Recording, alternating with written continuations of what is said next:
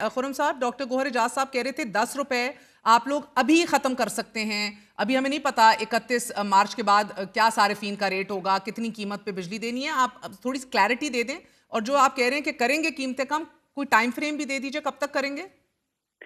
जी देखिए, मैं ये कह रहा हूँ कि प्राइम मिनिस्टर का अगर आप आज कैबिनेट का फैसला देखें तो उसमें प्राइम मिनिस्टर ने और कैबिनेट ने ये डिसाइड किया है कि जो पेट्रोल की कीमत है हाँ। उसको नहीं कम किया गया, उसकी जगह जो रूम बना है because of the decline in oil prices, उसका जो रूम बना 10 रुपए के करीब आई थिंक पीडीएल को जो है बढ़ाया गया है। उसको पीडीएल को जो है वो इलेक्ट्रिसिटी की प्राइसेस को कम करने में जो है वो मदद देगा। खुरम, यानी ये कि तो यहाँ जो पुरानी रूल खबर क्रिएट होगी ना। किया मैंने है। तो वजीर नहीं तवानाई का नहीं नहीं नहीं, इंटरव्यू भी कर लिया था इस खबर के आप मेरी ऊपर। बात तो सुन हम लें। 10 रुपए तक पहुंच आप चुके मुझे हैं शो में। अब 10 रुपए आप वाली मुझे बात करें, 1.5 1.5 रुपए आना अभी गिनवाएं। नहीं नहीं, आप मुझे बात तो करने देना। मैं ये कह रहा हूँ कि काबीना का फैसला ये है कि जो प्राइसेस वहां से नहीं कम की गई पेट्रोल पे, उसको वहां से इलेक्ट्रिसिटी प्राइसेस में कन्वर्ट करके कमी की जाएगी। ये काबीना का फैसला है। अब कब की जाएगी, within a week, within a month, ये तो देखें आप डिसाइड करना है। ये तो अभी आएगा आपके सामने, इसके लिए थोड़ा सा वेट कर लें मेरे ख्याल में। दूसरी बात ये है जो आप कह रही हैं कि जी आगे जाते हुए जो है प्राइसेस जो है 10 रुपए कम करनी है। देखें, जो प्लान है ना वो ये है कि 27 रुपए तक इंडस्ट्री को जो है बिजली दी जाए। 27 रुपए तक, ये भी अनाउंस्ड आपने देखा होगा प्राइसेस हैं कि 27 तक लाया जाए। 42 रुपए का अगर एक यूनिट आ रहा है या इससे ज्यादा का आ रहा है तो उसको पहले 36 38 के करीब लाया जाए और ग्रेजुअली इसको 27 तक लाया जाए टू मेक इट कम्पिटिटिव, ताकि इंडस्ट्री को जो है वो एक तो कॉस्ट ऑफ कैपिटल कम हो गया, जो कि इंटरेस्ट रेट से वो आधे हो गए। अब जो है इलेक्ट्रिसिटी प्राइसेस में कमी की जाए और प्रोवाइडेड के ऑयल प्राइसेस जो है वो यही रहे, और एक्सपेक्टेड ये है कि ऑयल प्राइसेस नीचे जाएंगी in the next 2 to 3 months. उसकी वजह से मजीद रूम बनेगा, जो कि मुझे लगता है कि एनर्जी जो मिनिस्ट्री है वो काफी काम कर रही है इस चीज पे कि इसको कैसे कन्वर्ट किया जाए लोअर इलेक्ट्रिसिटी प्राइसेस में। थर्ड ये है कि कॉस्ट ऑफ कैपिटल जो है महर जो इंटरेस्ट रेट्स होते हैं, इसका एक अच्छा कॉम्पोनेंट होता है आपकी टैरिफ के अंदर। अब क्योंकि इंटरेस्ट रेट्स आधे हो गए, इसका भी एक छोटा सा इम्पैक्ट आप देखेंगी। थर्ड ये है कि जो सर्कुलर डेट है, आपने सुना होगा 1.3 ट्रिलियन रुपीस का सर्कुलर डेट जो है वो नॉक ऑफ किया जा रहा है बैंकिंग के साथ एक एक अरेंजमेंट करके, जिसका एक छोटा सा इम्पैक्ट आपको मजीद प्राइसेस में सर, ये डिक्लाइन में सूद के नजर ऊपर आएगा। अभी डॉक्टर गोहर का कहना था 12% सूद पे आपकी इकोनॉमी नहीं चल सकती। ये तो ग्रोथ के लिए आप लॉन्च और टेक ऑफ ही नहीं करेंगे। इसको एटलीस्ट 9% के ऊपर तो लेकर आइए। उसके बाद जो आप कह रहे हैं चंद महीने और वेट कर लें, ये करने वाले काम फिल फॉर कंपेटिटिव करने के लिए बिजली को भी काम 7 8 10 रुपए फी जितना भी मैनेज कर सकते हैं अभी, इसको कम कीजिए। Do you agree with him? और ये अगेन इंटरेस्ट रेट्स की रिविजन भी 9% तक कब तक यकीनी होते देख रहे हैं? देखिए, ये आपको पता है महर, ये स्टेट बैंक की कॉल है ऑफ और कोर्स। उनके एक जी जी, मैं कह रहा हूँ कि ये स्टेट बैंक की कॉल है। इंटरेस्ट रेट्स को कैसे देखते हैं, आपने देखा होगा कि इंटरेस्ट रेट्स इन्फ्लेशन जिस तरह से नीचे आई है, जो इंटरेस्ट रेट्स हैं वो अकॉर्डिंगली नीचे आए। और अभी अगर आप एक डिफरेंशियल देखें कि तकरीबन कोई 7%, 6.5%, 6.75% के करीब इन्फ्लेशन एवरेज हो रही है आपकी पूरे जो है 8 महीनों में। और इसका जो इम्पैक्ट है वो ये है कि जी जो शरह सूद है वो तकरीबन 12% पे है। तो 12 और 7 का अगर डिफरेंशियल आप ले लें तो ये अच्छा खासा बनता है। इसके साथ साथ रियल इंटरेस्ट रेट्स जो हैं वो पॉजिटिव रखने की बात की गई है, क्योंकि अगर रियल इंटरेस्ट रेट्स पॉजिटिव होंगे तो उसकी वजह से इंसेंटिव टू सेव ज्यादा रहेगा और डॉलराइजेशन नहीं होगी, जिसकी वजह से आपकी इम्पोर्ट ग्रोथ होती है और फिर आप दोबारा करंट अकाउंट क्राइसिस में चले जाते हैं और फिर आप फंड के पास भागते हैं और फिर इन्फ्लेशन बढ़ जाती है और फिर रुपया जो डिवैल्यू हो जाता है। तो इस चीज को समझें आप, इसको हमने रिपीट नहीं करना। अब ये फंडामेंटल कॉल है, इसके साथ साथ एसओईज पे काम हो रहा है, प्राइवेटाइजेशन के आप देखेंगी बहुत जी जल्दी डॉक्टर गोहर, डेवलपमेंट्स हो रही दे हैं। Seem to be wanting to avoid the boom and bust cycle and also कहीं ना कहीं स्टेबिलिटी के साथ वो कह रहे हैं हम आगे चल रहे हैं, आप मुतमईन हैं? मेहर, देखिए बहुत अच्छी बात खुरम ने की। मैंने जो बातें की हैं वही बात वो रिपीट कर रहे हैं। इसमें सिर्फ एक फ़र्क है कि मैंने कहा कि आईएमएफ ने 5 से 7% की इन्फ्लेशन की फोरकास्ट दी है और हुकूमत को टारगेट दिया है कि आप इसको मेंटेन करें अगले साल, जो आज एग्रीमेंट की डिटेल्स आई हैं।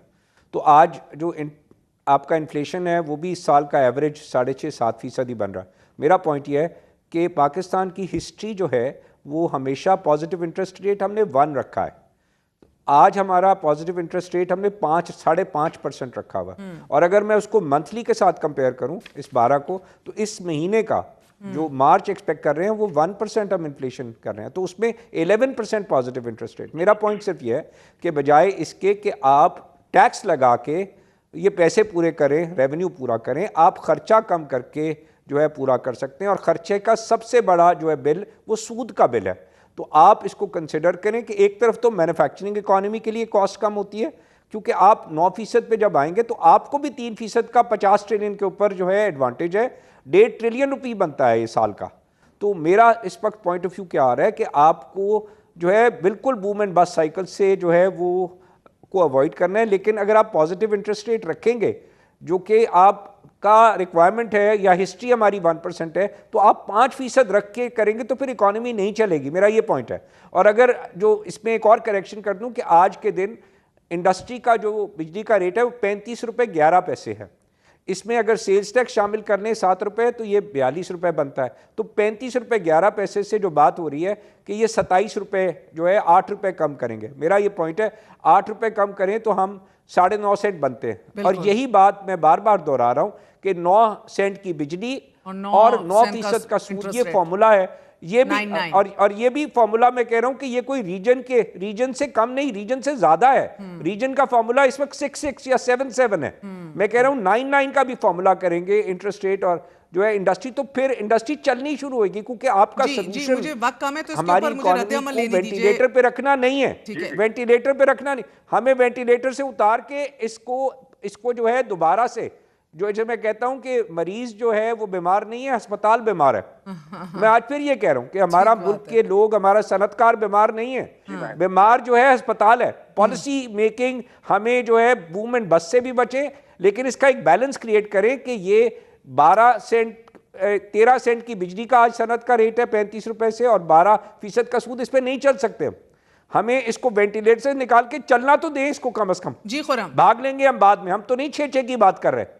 ठीक बात है। 9 सर मैजिक नंबर। जी हाँ जी, मैं ये इस पे ये रिस्पॉन्ड करूंगा। गौर साहब ने बिल्कुल सही कहा। जितने गौहर साहब और जितने हमारे इंडस्ट्रियलिस्ट हैं, बिजनेसेस हैं, जो हमारे इन्वेस्टर्स हैं, जिस तरह वो शरह सूद की तरफ देखते हैं नीचे आते हुए, हम भी उतने ही फाइनेंस की तरफ से हम भी उतने ही तवक्को करते हैं। हम तो स्टेट बैंक की तरफ देखते हैं अब कि जी स्टेट बैंक उसमें कुछ कर सकता है तो वो करे। मैं तो ये कहना चाह रहा हूँ कि हम और इंडस्ट्री एक तरफ हैं, क्योंकि ये स्टेट बैंक की कॉल है। अगर वो कोड सर मेरे पास वक्त की किल्लत है, इसलिए मैं आपसे एक और स्पेसिफिक सवाल पूछ लेती हूँ खुर्रम साहब। देखिए हम लोगों ने अगेन ये सोलर के ऊपर जरा सी मुझे बता दीजिएगा क्लैरिटी, क्योंकि अब एक बार फिर 80-9 इसको रिवाइज किया जाएगा, ये रिविजिट किया जाएगा पॉलिसी को ईद के बाद। तो ये पहले क्यों नहीं कर लिया हुकूमत ने बैठ के? ये हर इशू के ऊपर यही काम क्यों होता है, चाहे पीका का लॉ या कुछ भी हो, कि पहले पास कर लें, पहले काम कर लें और उसके बाद जाके गौर फिक्र कर लेंगे। इधर बड़े मसले हैं सर, क्योंकि हमने माजी में भी देखा है कि जब मंतक नहीं थी तब भी लगाए गए कायदे आजम जैसे solar power plants, more so than LNG, coal and furnace oil से तब ज्यादा महंगा वो पड़ रहा था। और अब ये जो अब आप कर रहे हैं तो विद टाइम लोग बैटरीज की तरफ चले जाएंगे, वो सस्ती हैं, छोटी हैं, असेसिबल हैं, ग्रिड यूजर्स कम होते चले जाएंगे। सर्कुलर डेटा IPPs का क्या करेंगे देन?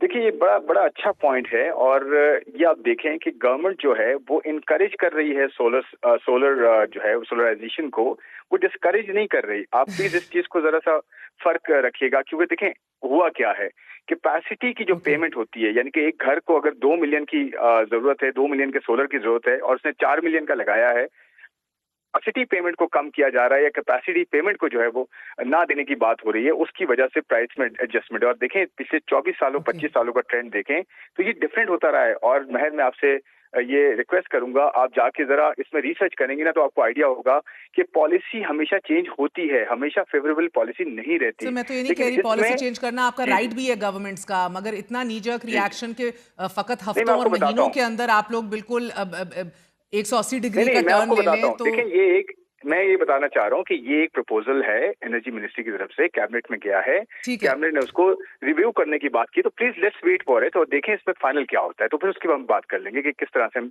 लेकिन मैं आपको ये बता दूं, बॉटम लाइन ये है कि सोलराइजेशन को इनकरेज किया जा रहा है, उसमें कोई टैक्स। ठीक है, मैं आखिरी इसके ऊपर आपका रद्द अमल दोनों डॉक्टर गौहर और डॉक्टर नजीब का ले लेती हूँ मुख्तसरन। सर ये इंकरेजमेंट कैसी लग रही है डॉक्टर गौहर साहब, आप quickly and then doctor Najeeb. देखिए मेरा सोलर के ऊपर पॉइंट ऑफ व्यू है कि गवर्नमेंट को एक मैक्रो पॉलिसी बनानी चाहिए। इस वक्त उसका 23,000 मेगावाट आज सरप्लस है, उसका 1 ट्रिलियन पिछले साल कैपेसिटी पेमेंट थी, इस साल कह रहे हैं बढ़ के 2.7 हो जाएगी। तो आपने ये देखना है कि अपना माल कैसे बेचना है, आपने इसको सोचना आज शुरू करें, क्योंकि हमने पिछले पूरे साल में इस पे ना सोचा है ना काम किया। यही लग रहा है नंबर 2, आप सोलर की कैपेसिटी हमने 6000 मेगावाट की लगवा दी है, तो जब 23000 मेगावाट ऑलरेडी सरप्लस है तो आप 6000 मेगावाट लगवा रहे हैं, तो अगर मैं 10 किलोवाट 10 लाख रुपए का घर पे लगाता हूं तो मैं इसलिए लगाता हूं कि मेरे यहाँ सुबह 10 बजे से लेकर शाम 5 बजे तक सोलर चले जाए। ये हुकूमत का राइट है कि वो किस कीमत पे खरीदे, या हुकूमत का राइट है कि आज दुनिया में 3 सेंट पे तो पूरी दुनिया में जो है वो सोलर के बड़े बड़े प्लांट लोग ऑफर कर रहे हैं। तो अगर ये हुकूमत ऑफर कर रही है 10 रुपए के अंदर के अगर आपके पास कोई सरप्लस बिजली 10 बजे से लेके शाम 5 के बजाय आप भी आईपीपी बनना चाहते हैं और बिजली हुकूमत को बेचना चाहते हैं, तो उसके लिए बिल्कुल रैशनल पॉलिसी बनाएं। मेरे हिसाब से अब 27 रुपए का जमाना नहीं है कि आप 10 सेंट में उनसे बिजली खरीद लें। नहीं, जमाना ही ऐसा नहीं है। खरीदे, इसका बोझ भी पाकिस्तान की आवाम पे पड़ना है, ये बोझ भी पाकिस्तान, इसके लिए बिल्कुल बैलेंस पॉलिसी बनी चाहिए। डॉक्टर साहब क्विकली, तो ये 10 रुपए का रेट जो है या जो रेट दे, it should be a balance rate. जी डॉक्टर खाकान साहब। आई थिंक 27 को तो ट्वीक करने की जरूरत इसलिए है कि capital expenditure to put up solar बहुत नीचे आ गया है। नंबर 2, ये भी याद रखें कि ये जो इस वक्त ग्रॉस पे जा रहे हैं नेट मीटरिंग से, कराची पूरा ऑलरेडी ग्रॉस मीटरिंग पे है, सो बाकी मुल्क उस पे था। तीसरी बात ये भी याद रखें कि majority of the solar is of grid. 2,83,000 customer को छोड़ के बाकी जो पूरा मुल्क सोलर पे है वो तो नेट मीटरिंग पे है ही नहीं। नेट मीटरिंग किसके लिए है? जिसका 3 फेज बड़े घर का। So you look at all these things, I think tweak करना चाहिए था। इन दी एंड मैं फिर कहता हूं कि जब तक आप ये सलाहियत नहीं पैदा करेंगे कि आप पॉलिसी साजी इतनी अच्छी करें, इतनी बासलाहियत करें कि आपको रिवर्स ना करना पड़े, आप मुल्क के जब तक फंडामेंटल इश्यूज को टैकल नहीं करेंगे, तो one step forward half a step backward. Unfortunately